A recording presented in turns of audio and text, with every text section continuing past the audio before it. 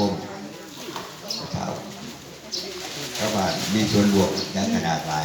เนาะสนใจแต่ว่าเสียดายพวกโบมาอยากใส่หน้าเป็นหน้าห้องวัวมันพวกโบมาก็ได้นี่ไม่น่าเจ้าก็ได้เสนอมา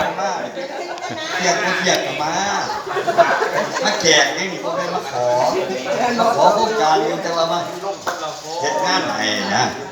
แค่ที่นี่ถ้าสมมติว่ามาบ่หลายเอาสมมติว่ามาแท็กซี่หาคนโครงการจะมีได้แค่4-5 คนมันบ่ได้หัก10กว่าโครงการไปเข้าแผนเนาะเพราะฉะนั้นถ้ามีการประชุมประชาคมลักษณะนี้หรือการประชุมนี้ก็ตามเข้าต้องสนใจออกมาฟัง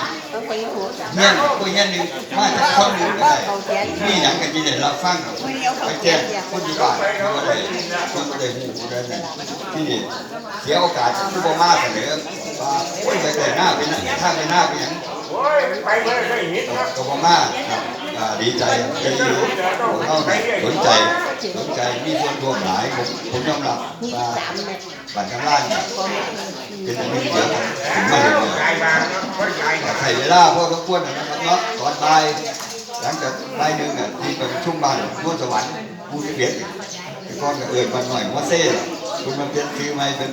ว่านวลสวรรค์เลยนี่ที่บ้านครับที่ดีขอขอบคุณทุกท่าน